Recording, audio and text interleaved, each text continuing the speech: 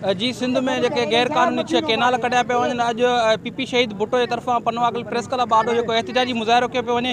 अचो त अॻुवाणनि सां ॻाल्हि ॿोल कयूं, वधीक कोन्हे छा चवणु। इहो चवंदासीं सिंधु दरिया ते जेके गैर कानूनी अॻे बि जेको आहे हिकु अरसा एक्ट आहे उन में वरी तरमीमूं करे सिंधु दरिया मां 6 केनाल कढनि पिया।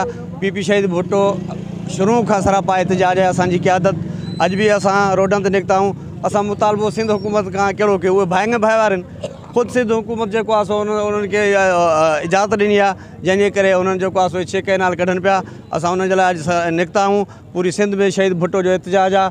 असां पुरअमन तरीक़े सां अॼु इन मीडिया जे थ्रू आला ऐवाननि खे ॿुधाइणु चाहियूं था, पंजाब हुजे या वफ़ाक़ी हुकूमत हुजे, त हीउ जेको ज़ुल्म तव्हां कयो पिया, हीउ 6 केनाल माण्हू नथा सम्झनि को आम मसइलो आहे। हीउ वॾो आम मसइलो आहे। हीउ ज़िंदगी ऐं मौत जो मसइलो आहे, ख़ासि करे सिंध जे लाइ, सिंध जे ज़राइत जे लाइ, सिंध जे आबादगारनि जे लाइ। असां पुरज़ोर अपील था कयूं वफ़ाक़ी हुकूमत खे ऐं जेको आहे सो हाई कोर्ट सुप्रीम कोर्ट खे तव्हां सो मोटो वठी करे फिल फोर जेको आहे केनाल था निकिरनि गैर कानून खे रोकियो वञे। ॿी सूरत में असांजो एहतिजाज सख़्तु।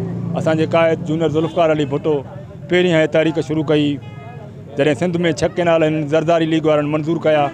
इहा ज़रदारी आसिफ़ ज़रदारी सदर आहे, उन जे मंज़ूर कया आहिनि। पीपुल्स पार्टी सिंध जी अॼु चए थी त असांजो इन में को बि वास्तो कोन्हे, पर सभिनी खे ख़बर आहे त इहो आसिफ़ ज़रदारी ऐं पीपुल्स पार्टी वारनि गॾिजी करे इहो मंज़ूर कयो आहे।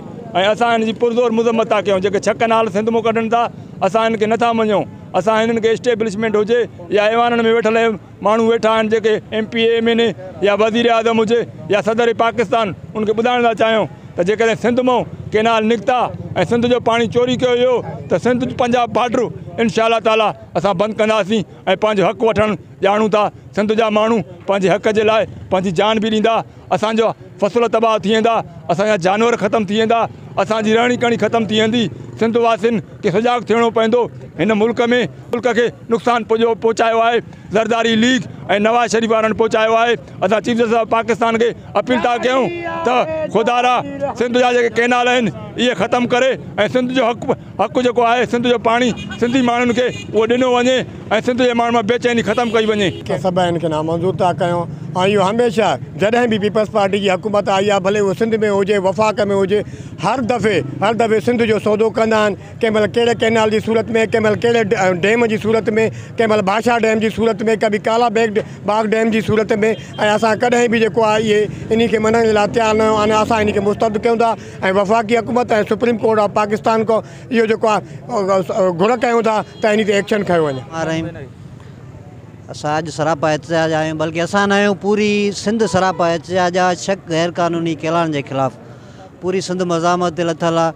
और असां गवर्नमेंट खां मुतालबा था कयूं त 6 केनाल वारो मुआहिदो रद्द कयो वञे, न त ॿी सूरत में एहतिजाज तहरीक अञा वधाई वेंदी। तरफ़ां एहतिजाज हुन में असां पनवागल वेलफेयर इत्तेहाद तरफ़ां शामिलु थिया आहियूं। 1947 खां वठी सिंध सां सदाईं वेसा घाती कई पई वञे।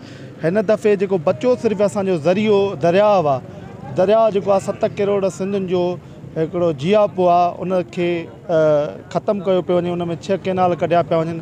असां उन शइ जी मज़म्मत कयूं था, उन शइ खे ख़तमु कयो वञे।